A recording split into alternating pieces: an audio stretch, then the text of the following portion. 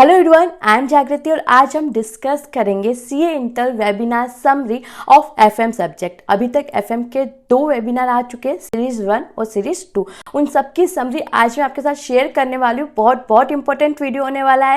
तो अभी तक अगर आपने मेरा जो चैनल है सब्सक्राइब नहीं किया है तो सब्सक्राइब कर दीजिए, लाइक कीजिए एंड शेयर कीजिए अपने फ्रेंड्स के साथ, क्योंकि ये हमारी वेबिनार समरी सीरीज का लास्ट वीडियो होने वाला है। बट इसके बाद भी बहुत इंपॉर्टेंट वीडियोस यहाँ पर रेगुलरली अपलोड होने वाले।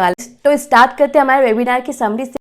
वेबिनार में बहुत सारी चीज़ें डिस्कस की गई कि जो आपके न्यूमेरिकल वाले क्वेश्चंस है वो मेनली कौन से टॉपिक से आते हैं, या फिर आपका पेपर पैटर्न कैसा होगा, आपको किस तरीके से सारी चीज़ें करनी है, ईच थिंग डिस्कस की गई है एफएम के इस वेबिनार में। तो स्टार्ट करते हैं। फर्स्ट स्टार्ट करते हैं हमारे मेजर टॉपिक जहाँ से न्यूमेरिकल क्वेश्चंस आ सकते हैं। मैंने एक एक टॉपिक लिख लिया है ताकि कोई भी पॉइंट आपसे छूटे ना। तो फर्स्ट कहा गया कि आपको जो रेशियो वाला चैप्टर है बिल्कुल नहीं छोड़ना है। कॉस्ट ऑफ कैपिटल हो गया, कॉस्ट ऑफ ए डेब्ट before tax, after tax and redeemable debentures हो गया, cost of A preference share हो गया, रिडीमेबल प्रेफरेंस शेयर हो गया, कॉस्ट ऑफ इक्विटी की चारों टेक्निक आपको करनी है। उसके बाद आपको WACC and marginal cost of capital अच्छे से देखनी है। Then you go to capital structure, वहां पर जो चारों थ्योरी है वो आपको स्टडी करनी है। लिवरेज वाला चैप्टर करना है एंड जो कैपिटल बजटिंग है ना, वहां पर स्पेशली कहा गया कि स्टूडेंट कहाँ गलती करते हैं, डेप्रिसिएशन कैलकुलेशन में। तो उस पॉइंट पर आपको ध्यान में रखना है, क्योंकि एक कैलकुलेशन की वजह से आपका पूरा क्वेश्चन गलत हो सकता है। इसलिए यहाँ पे कहा गया कि जो डेप्रिसिएशन की कैलकुलेशन है ना,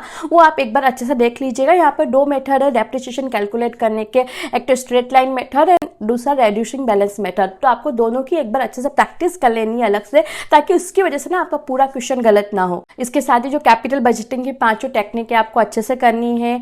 जो वर्किंग कैपिटल मैनेजमेंट वाला जो चैप्टर है वहां से कंफर्म यार क्वेश्चन आते ही है, तो वो आपको बहुत अच्छे से करना है, बिल्कुल भी नहीं छोड़ना है। तो ये सारे जो टॉपिक बताए गए ना, वहां से आपके न्यूमेरिकल क्वेश्चंस नॉर्मली बनते हैं। तो ये सारी चीज आपको बहुत अच्छे से करनी है, क्योंकि देखा गया है लास्ट 2 से 3 अटेम्प्ट के जो पेपर है ना एफएम का, डिफिकल्ट आ रहा है। तो अब ना आपको पेपर पैटर्न समझना होगा कि किस तरीके से एग्जाम में क्वेश्चन पूछे जा रहे हो और आप उसे किस तरीके से डील करेंगे। तो नेक्स्ट ना वेबिनार में पेपर पैटर्न डिस्कस किया गया कि जो आपका टोटल पेपर आएगा 100 मार्क्स का, उसमें एफएम का जो पोर्शन होगा वो 50 मार्क्स का होगा। एफएम को आप फर्दर 2 पार्ट्स में डिवाइड कर सकते हो। एक तो आपका एमसीक्यू पोर्शन हो गया, दूसरा डिस्क्रिप्टिव क्वेश्चन। जो एमसीक्यू वाला पोर्शन होगा ना वो 15 मार्क्स का आएगा केस स्टडी बेसिस पे। इसमें ना एक केस स्टडी आएगी 10 मार्क, उसमें आपके एमसीक्यूज पूछे जाएंगे, फिर 2 मार्क के 2 एमसीक्यूज पूछे जाएंगे और 1 मार्क का 1 एमसीक्यूज पूछा जाएगा। जो लास्ट का 1 मार्क का एमसीक्यूज होगा वो सिंपल ही होता है नॉर्मली। नेक्स्ट डिवीजन बी में 35 मार्क्स के आपके डिस्क्रिप्टिव क्वेश्चन पूछे जाएंगे। क्वेश्चन नंबर 1 जो होगा ना 15 मार्क का होगा, कंपल्सरी होगा। नेक्स्ट क्वेश्चन नंबर 2 से लेकर क्वेश्चन नंबर 4 आपको 3 क्वेश्चन दिए जाएंगे। उसमें आपके पास ऑप्शन होगा कि 2 क्वेश्चन करो, हर एक क्वेश्चन 10 मार्क का होगा, यानी 2 क्वेश्चन आपको करने। वेटेज कितना हो जाएगा, 2 × 10 मार्क 20 मार्क्स का हो जाएगा। इसमें भी जो क्वेश्चन नंबर 4 आपके आएगा ना, नॉर्मली वो थ्योरी क्वेश्चन ही आता है। इसमें भी वो जो 2-2 मार्क के लिए ना थ्योरी पूछ सकता है। तो इसलिए कहा गया जो छोटी छोटी डेफिनेशंस है ना वो आपको बहुत अच्छे से देख लेनी है, क्योंकि यहाँ पे अगर आपने वो डेफिनेशंस अच्छे से लिख दी तो आपको डायरेक्टली 2 मार्क्स मिल जाएंगे। एंड सेकंड कहा गया कि एफएम में पेपर लेंथी आता है, तो अगर आप एक थ्योरी क्वेश्चन अटेंड कर लेते हो ना, आपका काफी टाइम बच जाता है, क्योंकि प्रैक्टिकल क्वेश्चन करने में टाइम ज्यादा लगता है as compare to theory question. तो जो छोटी छोटी आपको डेफिनेशंस मिलती है ना, लाइक वेंचर कैपिटल वगैरह, तो वो आपको बहुत अच्छे से कर लेनी है। नेक्स्ट आपके थ्योरी क्वेश्चन और प्रैक्टिकल क्वेश्चन के बीच बाइफरकेशन बताया गया।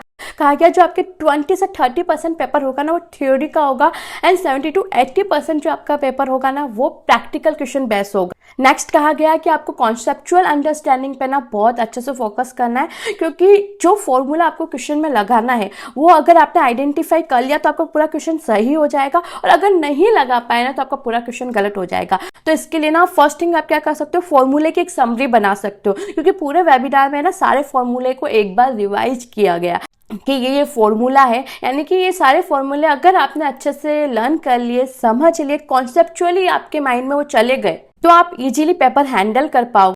नेक्स्ट कहा गया आपको आईसीआई स्टडी मटेरियल बहुत अच्छे से करना है। आरटीपी, एमटीपी, ईच थिंग ना आईसीआई की आपको कवर करनी है, क्योंकि वहां से क्वेश्चंस ना पूछे जाते हैं। नेक्स्ट वेबिनार में पूरे सिलेबस का क्विक रिवीजन लिया गया कि ये वाले टॉपिक में ये टॉपिक्स है, ये सब टॉपिक है, ये फॉर्मूलाज है एंड कुछ क्वेश्चन सोल्व किए गए। तो ये पूरी ओवरऑल समरी थी एफएम वेबिनार की। आई होप आपको आपकी स्टडी में रियली हेल्प करेगी। तो ये वेबिनार की समरी सीरीज थी ना, आज हमारी कंप्लीट हो गई है। अगर आपका एग्जाम मई में है ना, तो भी आपको ये सारे वेबिनार की समरी देखनी चाहिए, और अगर टाइम है ना तो वेबिनार भी एक बार आप थोड़ा बहुत देख सकते हो, क्योंकि वहाँ पर ना बहुत सारे टीचर्स ने आपके जितने भी फॉर्मूलाज होते हैं सारी चीज़ों के एक बार बहुत फटाफट से रिविजन करा है, तो वो आपको रियली हेल्पफुल रहेगा।